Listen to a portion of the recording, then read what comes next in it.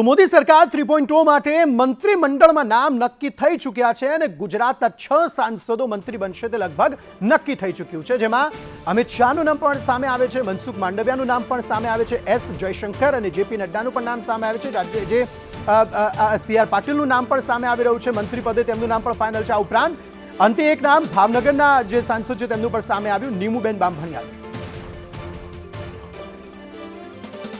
અજય યાદવ પાસેથી આ અંગે વધુ વિગતો મેળવી। અજય, પહેલા એવું શક્યતાઓ જતાવવામાં આવી રહી હતી કે ગુજરાતમાંથી જે સાંસદો છે તેમાં કટોતી થઈ શકે છે, પરંતુ તેનાથી વિપરીત સ્થિતિ જોવા મળી। ગુજરાતમાંથી 6 નામો સામે આવ્યા, જેમાં અંતે નીમુબેન બામભણિયાનું નામ પણ સામે આવ્યું, જે ભાવનગરના સાંસદ છે, તેમનું નામ પણ મંત્રી પદમાં એડ થઈ ગયું।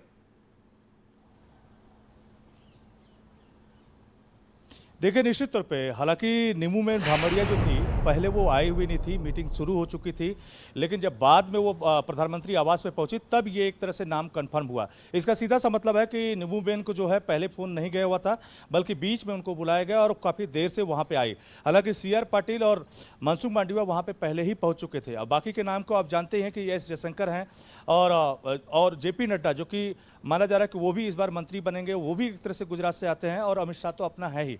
तो एक तरह से माना जा सकता है कि गुजरात को भी अच्छा खासा रिप्रेजेंटेशन मिला हुआ है। हालांकि ये भी कहा जा रहा है कि जब विधानसभा चुनाव आएंगे तो हो सकता है कि अलग अलग समाजों को देख करके या अलग अलग क्षेत्रों को देख करके कुछ और प्रतिनिधित्व दिए जाएं, लेकिन चूंकि इस बार मिलीजुली सरकार है और भारतीय जनता पार्टी के पास ऑप्शन उतने ज़्यादा नहीं है जितना पिछली बार थे।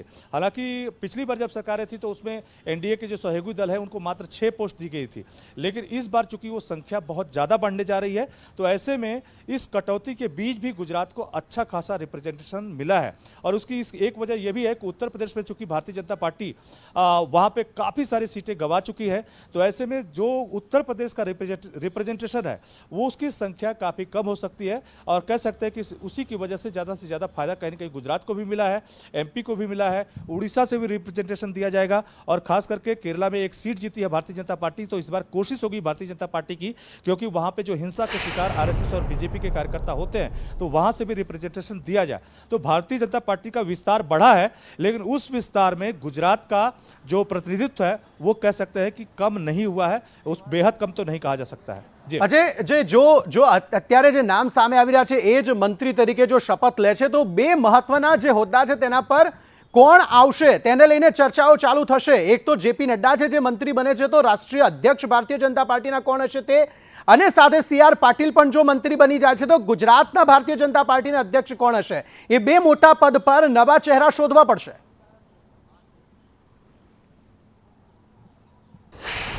देखिए, निश्चित तौर पे इस बात पे भी काफ़ी मीडिया में चर्चा होनी शुरू हो गई है। हालांकि जब शिवराज सिंह चौहान की बात आई थी तो एक चर्चा ये भी है कि चूंकि जेपी नड्डा को कई बार विस्तार दिया जा चुका है, वो एक्सटेंशन में वो अपना पूरा कामकाज कर रहे हैं, तो ऐसे में वो पार्टी के अध्यक्ष नहीं बने रह सकते हैं। तो ऐसे में कौन पार्टी का अध्यक्ष बनेगा, तो इसको लेकर के कहा जा रहा है कि शिवराज पाटिल का एक नाम आगे हो सकता है। उसकी सबसे बड़ी वजह यही है कि जब फुल मेजॉरिटी में आने के बावजूद भी वो मध्य प्रदेश के चीफ मिनिस्टर नहीं बने थे, तब खुद प्रधानमंत्री नरेंद्र मोदी की तरफ से भी और भारतीय जनता पार्टी की तरफ से कहा गया था कि शिवराज सिंह चौहान का हम केंद्र में इस्तेमाल करेंगे और उनकी प्रतिभा का ज़्यादा से ज़्यादा इस्तेमाल संगठन के लिए भी करेंगे, और इसी वजह से ये चर्चा काफ़ी जोर पकड़ी हुई है। हालांकि कुछ गणित ऐसे कहते हैं कि जब केंद्र में मोदी सरकार है तो हो सकता है कि शिवराज सिंह चौहान जो है वो अध्यक्ष पद पे न हो, बल्कि मंत्री पद के लिए वो जरूर मुफीद साबित होंगे। तो अभी ये सब कयासों के ही दौर है। इसी तरह से सीआर पाटिल, जो कि काफ़ी बड़ी संख्या में बड़े मार्जिन वोटों से वो जीते हुए हैं, उनका भी भारतीय जनता पार्टी में अच्छा खासा दबदबा है।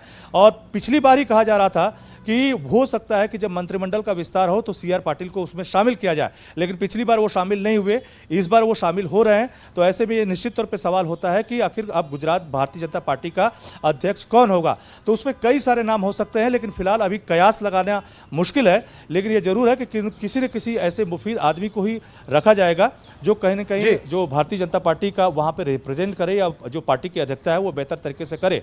तो फिलहाल कयास अभी नहीं लगाया जा रहा है कि कौन अध्यक्ष होगा, लेकिन ये जरूर है कि जो वहां के अध्यक्ष हैं या सीआर पाटिल जो हैं वो मोदी सरकार में मंत्री बनने जा रहे हैं। जी अजय बने रही हमारे साथ। और तमामनी वच्चे सीआर